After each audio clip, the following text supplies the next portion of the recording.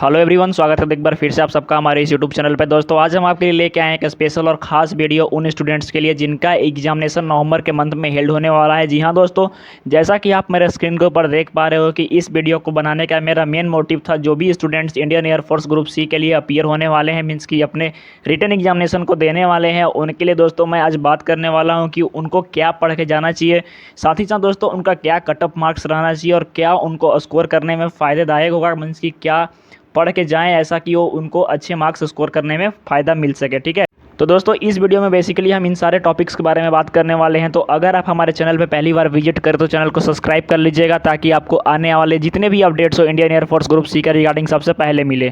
तो चलिए दोस्तों वीडियो में आगे बात करते हैं। सबसे पहले दोस्तों बात करते हैं important topics, cut off marks and score के, इन सारे चीज़ों के बारे में। तो आपको सबसे पहले जानना जो चीज़ ज़रूरी है वो ये है कि आपका जो सबसे पहले होता है ये आपका इंडियन एयरफोर्स ग्रुप सी में आपका सबसे पहले हेल्ड करा जाता है रिटन एग्जामिनेशन। ठीक है, रिटन एग्जामिनेशन दोस्तों अगर आप क्वालिफाई करते हो तो उसके बाद आपको सेकंड फेज़ के लिए बुलाया जाता है, जिसको कि हम स्किल टेस्ट या फिर उसको फिजिकल टेस्ट या फिर प्रैक्टिकल टेस्ट भी कहते हैं। ठीक है, आफ्टर दोनों प्रोसेस के होने के बाद दोस्तों आपका जो फाइनल बुलाया जाता है ये होता है आपका मेडिकल कह सकते हैं हम, या फिर फाइनल सिलेक्शन। आपका जो मेडिकल होता है दोस्तों बहुत ही नॉर्मल होता है इंडियन एयरफोर्स ग्रुप सी में, लेकिन आपका जो फाइनल सिलेक्शन होता है ये दोनों स्टेप्स को कंप्लीट करने के बाद आपका डायरेक्टली हो जाता है। ठीक है, तो चलिए अब वीडियो में जानते हैं कि इसके क्या कट ऑफ मार्क्स वगैरह रहने वाले हैं। तो सबसे पहले दोस्तों मेरे स्क्रीन के ऊपर आप देख पा रहे हो कि ये जो है आपका मार्क्स और कट ऑफ मार्क्स। सबसे पहले दोस्तों कट ऑफ मार्क्स जाने से पहले आपको जो इसका बेसिक डिटेल्स है उसको आपको समझना होगा। ठीक है, आपका सबसे पहले जो पेपर होता है दोस्तों दो स्टेप्स में होता है। अगर मैं बात करूं तो एक होता है दोस्तों आपका 100 मार्क्स का पेपर। ठीक है, 100 मार्क्स जिसके फुल मार्क्स होते हैं, और एक कहीं कहीं एयरफोर्स स्टेशंस पे आपके 90 मार्क्स के भी हेल्ड कराए जाते हैं। तो इस वजह से आपको परेशान नहीं होना है कि सर आपने तो 100 मार्क्स फुल बोला था लेकिन यहाँ पे 90 मार्क्स के पेपर हो रहे हैं। तो दोस्तों ऐसा होता है, किसी किसी एयरफोर्स स्टेशन पे आपके 100 मार्क्स के पेपर होते हैं और किसी किसी एयरफोर्स स्टेशन पे आपके 90 मार्क्स के पेपर होते हैं।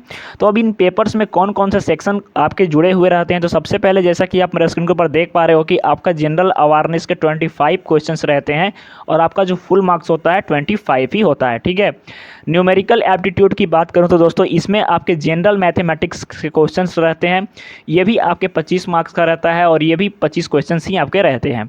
उसके बाद दोस्तों बात करते हैं आपका जनरल इंटेलिजेंस और रीजनिंग की, तो ये भी आपके 25 मार्क्स से 25 क्वेश्चन होते हैं और जनरल इंग्लिश के 25 ये भी रहता है। तो ओवरऑल दोस्तों बात करूं मैं तो आपका जो फुल मार्क्स होता है ये 100 मार्क्स का पेपर होता है आपका, और आपको कम से कम मीन्स कि 100 मार्क्स के पेपर में अच्छा से अच्छा स्कोर करना है। तो आपको एक चीज़ मैं बता दूं कि अब इसका कट ऑफ कितना जाता है इंडियन एयरफोर्स ग्रुप सी का। तो दोस्तों जो आपका फाइनल मेरिट लिस्ट प्रिपेयर होती है, मीन्स कि जो फाइनल लिस्ट आती है ये आपकी आती है बेसिकली कट ऑफ मार्क्स के ऊपर ही। ठीक है, अगर सपोज करो कि आपने इंडियन एयरफोर्स ग्रुप सी के एग्जामिनेशन को दिया है, रिटन में एग्जामिनेशन जो है वो 100 मार्क्स का हुआ है, तो दोस्तों कम से कम अगर आपका 100 मार्क्स का पेपर हुआ तो आपको 80+ स्कोर करने का टारगेट रखना है। अब इससे क्या होगा कि आपका जो स्किल टेस्ट के लिए एडमिट कार्ड है उसको आने में आपकी आसानी होगी और आपके फाइनल मेरिट बनने में भी आसानी होगी। लेकिन आप चाहते हो कि आपका श्योर सिलेक्शन हो ही जाए तो दोस्तों आपको 90+ स्कोर करना होगा, तब जा करके आप एकदम सेफ जोन में हो। 100% चांसेस है कि आपका जो सिलेक्शन है वो हो जाएगा। ठीक है, क्योंकि इसकी जो फाइनल मेरिट दोस्तों तैयार होती है ये आपके नंबर्स के मीन्स की मार्क्स के ऊपर ही प्रिपेयर होती है। अब दूसरा चीज़ कि मान लो किसी एयरफोर्स स्टेशन पर आपका जो एग्जामिनेशन है ये 90 मार्क्स का कंडक्ट होता है। ठीक है, 90 मार्क्स इसका फुल मार्क्स होता है, तब वहाँ पे दोस्तों आपको कितना स्कोर करना होगा, तो आपको कम से कम 70+ स्कोर करना होगा। अगर आप 70+ स्कोर करते हो तो आपका जो एडमिट कार्ड है स्किल टेस्ट के लिए वो डेफिनेटली आएगा। 100% चांस है कि आपका एडमिट कार्ड आएगा। लेकिन अगर आप 80+ टारगेट करते हो स्कोर करने का तो दोस्तों आपका फाइनल सिलेक्शन होने से कोई नहीं रोक सकता है। ये बेसिकली दोस्तों जो फाइनल मेरिट तैयार होती है इसमें स्किल टेस्ट आपका होता है, उसका एक भी मार्क्स इंक्लूड नहीं होता है, वो केवल आपका एक एबिलिटी देखी जाती है कि हाँ आप इस चीज़ में सक्षम है या नहीं है। तो दोस्तों ये थे बेसिक जानकारी आपको मार्क्स और कट ऑफ के रिगार्डिंग। अब बात करते हैं हम दोस्तों की इंपॉर्टेंट टॉपिक्स आप कौन कौन से स्टडी करके जाएंगे ताकि आपको मार्क्स अच्छे स्कोर हो सके। ठीक है, तो मेरे स्क्रीन के ऊपर दोस्तों देख पा रहे होंगे आपकी जो इंडियन एयरफोर्स ग्रुप सी के इंपॉर्टेंट टॉपिक्स हैं। सबसे पहले जनरल अवेयरनेस सेक्शन की हम बात करते हैं। तो जनरल अवेयरनेस सेक्शन के दोस्तों अगर हम बात करें तो आपको कौन कौन से टॉपिक्स को पढ़ के जाना होगा, तो करेंट करेंट अफेयर्स दोस्तों, आपको करंट इवेंट्स या फिर करंट अफेयर्स जितने भी हैं मीन्स की नॉर्मल आपका जो पेपर होता है, सबसे पहले आप समझो कि जो आपका पेपर का पैटर्न होता है बहुत ही ज़्यादा ईजी होता है, ठीक है। मॉडरेट लेवल का आपका पेपर होता है, कोई इसमें हार्ड क्वेश्चंस नहीं आते हैं, मीन्स कि एकदम नॉर्मल लेवल के क्वेश्चंस आते हैं। तो आपका करंट इवेंट में से अब बच्चों को प्रॉब्लम है कि इसमें सर क्या पढ़ के जाए, तो जो इंपॉर्टेंट आपके पॉइंट्स वगैरह होगा, जैसे अभी भारत के प्रधानमंत्री कौन है, राष्ट्रपति कौन है, आपके अटॉर्नी जनरल कौन है, राज्यों के सीएम, राज्यपाल, गवर्नर, ये सारे चीज़ों को आप दोस्तों देख लेंगे, कैपिटल्स वगैरह देख लेंगे, ठीक है, करेंसी वगैरह। उसके बाद दोस्तों बात करते हैं, अगर जनरल अवेयरनेस की मैं बात कर रहा हूँ, ये 25 नंबर के सेक्शन के बारे में आपके, ठीक है। उसके बाद इंडियन कल्चर और हेरिटेज से जुड़ी चीज़ें, जैसे कि आपका गोलकुंडा का किला कहाँ स्थित है, आपका मीनाक्षी मंदिर कहाँ स्थित है, भारत का डांसेस वगैरह से आप जुड़े क्वेश्चंस देख लेंगे, जैसे भारतनाट्यम कहाँ का डांस है। उसके बाद दोस्तों इंडियन कॉन्स्टिट्यूशन से, जैसे भारतीय संविधान से आपको क्वेश्चंस पूछे जाते हैं, जैसे कि आर्टिकल 1 to 3 या फिर कुछ भी पूछ सकता है आपके कॉन्स्टिट्यूशन से जुड़ा, कि मौलिक अधिकार कहाँ से लिए गए थे, फंडामेंटल ड्यूटीज़ कितने हैं, फंडामेंटल राइट्स कितने हैं, इस तरह के क्वेश्चन आपसे पूछे जाते हैं। साइंस एंड टेक्नोलॉजी की मैं बात करूँ तो साइंस एंड टेक्नोलॉजी में आपके फिजिक्स, केमिस्ट्री, बायो तीनों पोर्शन कवर करता है, जिसमें से कि आपका ईजिली क्वेश्चन आते हैं, जैसे विटामिन सी का नाम क्या है, बेरी बेरी किसकी कमी से होती है। इस तरह के दोस्तों आपको क्वेश्चंस देखने को मिलेंगे साइंस एंड टेक्नोलॉजी में। आपको पूछ देगा कि वर्क की एसआई यूनिट क्या होती है, ठीक है। उसके बाद दोस्तों इंडियन पॉलिटी की बात करूं तो सिंपली वही आपके पीएम बनने की न्यूनतम एज क्या होती है, सीएम बनने की न्यूनतम एज क्या होती है, प्रेसिडेंट बनने की न्यूनतम एज क्या होती है, राष्ट्रपति को शपथ कौन दिलाता है, इस तरह के क्वेश्चन आपसे पूछे जाते हैं। उसके बाद इंडियन ज्योग्राफी की बात करूं तो इसमें आप सॉइल से जुड़ी चीज़ों को देख लेंगे, जैसे कि एलुवियल सॉइल कहाँ पे होती है, मिट्टी वगैरह से जुड़ी। साथ ही साथ दोस्तों आपका जो स्टेट्स हैं उनको देख लेंगे कि भारत की सीमा कौन कौन से देशों से लगती है। इस तरह के क्वेश्चंस, आपका सबसे ऊंचा माउंटेन कौन सा है, ठीक है।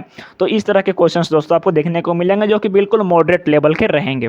आईटी स्पेस की बात करूं तो मैं दोस्तों इंफॉर्मेशन टेक्नोलॉजी की बात करूं, मीन्स की कंप्यूटर की, तो आपके भी इसमें भी नॉर्मल क्वेश्चंस, जैसे आपका केबी वगैरह से पूछ देगा कि 1 KB equal to how many bytes, या फिर एमबी वगैरह का पूछ देगा, ठीक है।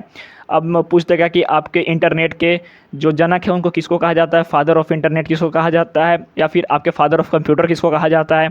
इस तरह के क्वेश्चन आपसे पूछ सकता है। उसके बाद दोस्तों इंडियन हिस्ट्री की मैं बात करूं तो इंडियन हिस्ट्री से, जैसा कि आप सब जानते हैं कि बेसिक क्वेश्चंस कि इंडिया कब आज़ाद हुआ था, और भारत के प्रथम गवर्नर जनरल कौन थे, प्रथम वायसराय कौन था, इस तरह के क्वेश्चंस दोस्तों, बंगाल विभाजन कब हुआ था। मीन्स की बेसिक क्वेश्चंस जो आपको लगे कि नहीं आपके एग्जामिनेशन के पॉइंट ऑफ व्यू से इंपॉर्टेंट है। अगर आप दोस्तों इसमें आपको प्रॉब्लम हो रही है तो मैं आपको पीडीएफ, मीन्स की मैं आपको लिस्ट प्रोवाइड करवाते रहूँगा। अगर पीडीएफ चाहिए तो आप हमारे टेलीग्राम ग्रुप को ज्वाइन कीजिए, जहाँ आपको मैं पीडीएफ रेगुलरली प्रोवाइड करवाऊँगा, ठीक है।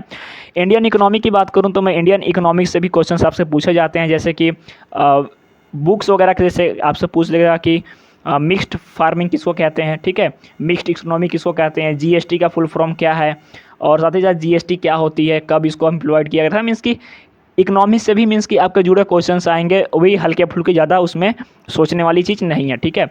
अब बात करते हैं नेक्स्ट सेक्शन की। आपकी 25 मार्क्स का जो सेक्शन होगा दोस्तों, ये है आपका न्यूमेरिकल एप्टीट्यूड, जिसको कि हम मैथमेटिक्स भी कह सकते हैं, लेकिन ईजिली, ठीक है, ईजी मैथमेटिक्स।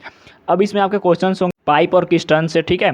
उसके बाद दोस्तों आपका प्रॉब्लम एलसीएम और एचसीएफ पे होगा, जो कि बिल्कुल नॉर्मल है। सिंपल इक्वेशंस रहेंगे आपके, ठीक है। परसेंटेज से भी क्वेश्चंस रहेंगे, एरिया से रहेगा, मेंसुरेशन से, volume, profit and loss, boat and stream, simple interest, compound interest, और आपके प्रॉब्लम्स और number, quadratic equations, average, number and ages, time and work, ratio and proportion, ठीक है। तो इस तरह के दोस्तों आपके क्वेश्चंस रहेंगे, जो कि बिल्कुल मॉडरेट लेवल के क्वेश्चंस रहेंगे। और आपका जो क्वेश्चंस इसमें पूछे जाएंगे, ये बेसिकली आपके इजी क्वेश्चंस पूछे जाएंगे, ठीक है। इसमें आपको हड़बड़ाने वाली कोई बात नहीं है, आपको केवल बेसिक फार्मूला जो ये सारे टॉपिक्स हैं इनका देख लेना है, ठीक है। और इन टॉपिक्स को देखने के बाद आपको इसमें से जो इम्पोर्टेंट आपको लगता है, मीन्स कि छोटे छोटे क्वेश्चंस जैसे पूछेंगे कि मान लो डिस्टेंस इतना है, स्पीड इतना है, तो टाइम कितना लगेगा, ठीक है। एक बोट 4 किलोमीटर की स्पीड से जा रही है, तो उसको यहाँ पहुँचने में कितना टाइम लगेगा। मीन्स कि नॉर्मल क्वेश्चंस जो आप बेसिक 10 तक पढ़े हो तो आप बना दोगे। इसमें कोई हाई लेवल का क्वेश्चंस दोस्तों आपको नहीं पूछा जाता है, इसी वजह से आप इसमें 90+ ईजिली स्कोर कर सकते हो, ठीक है। नेक्स्ट सेक्शन की बात करते हैं दोस्तों, तो जनरल इंग्लिश सेक्शन आता है, जो कि आपका 25 मार्क्स ये भी कंटेन करता है। तो जनरल इंग्लिश में आपके जो क्वेश्चंस पूछे जाते हैं, ये बिल्कुल आपके एंटोनिम्स से क्वेश्चन पूछे जाएंगे, सिनोनिम्स से क्वेश्चन पूछे जाएंगे, एडियम्स, फ्रेजेस पूछा जाएगा आपसे, फिल इन द ब्लैंक्स पूछे जाएंगे, क्लोज पैसेज होगा, एक्टिव पैसेज पैसिव वॉइस होगा, ठीक है। अगर आप एक्टिव पैसिव वॉइस बनाने में आपको प्रॉब्लम आ रही है तो आप हमें पर्सनली, जिन भी स्टूडेंट्स को किसी भी टॉपिक्स में प्रॉब्लम हो रहा है तो वो हमको मैसेज कर सकते हैं। हम उनको ज़रूरी से ज़रूरी और अच्छा से अच्छा बेस्ट गाइडलाइंस हम उनको प्रोवाइड करवाएंगे फ्री ऑफ कॉस्ट, ठीक है। उसके बाद दोस्तों सिनोनिम्स वगैरह तो आपको बता ही दिया, वोकैब वगैरह से वन वर्ड सब्स्टिट्यूशन से भी क्वेश्चंस आपके पूछे जा सकते हैं, ठीक है। एंटोनिम सिनोनिम से भी क्वेश्चन पूछा जाएगा आपका, और ग्रामर्स और स्पेलिंग मिस्टेक, ई मीन्स की जो इंग्लिश का पोर्शन रहेगा ये भी बेसिकली आपका इजी रहेगा। लेकिन इसमें जो आपका जो मेन है ये है आपका सिनोनिम्स हो गया, एंटोनिम्स हो गया, वन वर्ड सब्स्टिट्यूशंस हो गया। इन सारे चीज़ों को दोस्तों आपको देख करके जाना है ताकि आप अच्छा से अच्छा स्कोर कर पाओ, ठीक है। नेक्स्ट बात करते हैं जनरल इंटेलिजेंस एंड रीजनिंग की।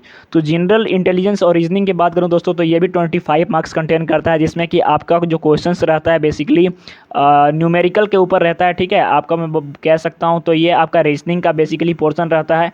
इसमें दोस्तों आपका डाटा से जुड़े क्वेश्चंस पूछ सकते हैं, मिसिंग कैरेक्टर पूछ सकता है, ठीक है। जैसे मान लो ऑड वन आउट करवा सकता है कि पटना, दिल्ली, जयपुर और इंडिया, तो इसमें से ऑड कौन सा है, तो आपका इंडिया बेसिकली, क्योंकि ये सारे कैपिटल्स हो गए और ये आपका देश हो गया।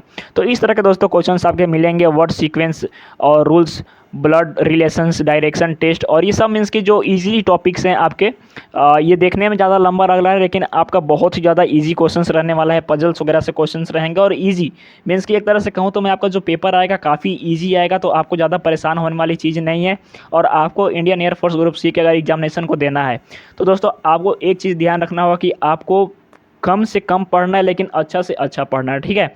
मेंसुरेशन वगैरह का कोई इसमें स्कोप नहीं है, ट्रिग्नोमेट्री वगैरह का कोई स्कोप नहीं है आपका, तो इस वजह से ज़्यादा परेशान आपको नहीं होना है। जो भी आपके क्वेश्चंस आएंगे बिल्कुल मॉडरेट लेवल के क्वेश्चंस आएंगे। डांसेस वगैरह देख लेना है आपको, कैपिटल करेंसीज देख लेनी है, और साथ ही साथ दोस्तों आपको जो प्रेजेंट में सीएम गवर्नर्स स्टेट्स के हैं इन सारे चीज़ों को देख लेना है। तो दोस्तों ये थे बेसिक जानकारी आपको इंडियन एयरफोर्स ग्रुप सी में आपको 90+ स्कोर करने के लिए, कि आप 90+ स्कोर कैसे कर सकते हो कम दिनों के अंदर अंदर, ठीक है। अब तो आपका खैर टाइम बचा नहीं है, लेकिन आप सब स्टूडेंट्स जो भी इस वीडियो को देख रहे हैं यहाँ तक पहुँचे हैं तो दोस्तों उनके लिए मैं एक स्पेशल इन्फॉर्मेशन दे दूँ कि अगर आपको कोई भी समस्या आती है किसी भी टॉपिक्स के रिगार्डिंग, तो आप हमें पर्सनली कमेंट कर सकते हो, पर्सनली मैसेज कर सकते हो टेलीग्राम ग्रुप पे, जहाँ मेरा कॉन्टैक्ट नंबर अवेलेबल है, आपको मेरा कॉन्टैक्ट डिटेल्स अवेलेबल है, जहाँ से हम आपको बेस्ट गाइडलाइंस प्रोवाइड करेंगे स्पेशली आप ही के लिए विथआउट एनी कॉस्ट, ठीक है। तो दोस्तों उम्मीद करता हूँ कि सारी जानकारी आपको समझ में आ गई होगी। तो इस वीडियो में इतना ही, तब तक के लिए धन्यवाद, जय हिंद।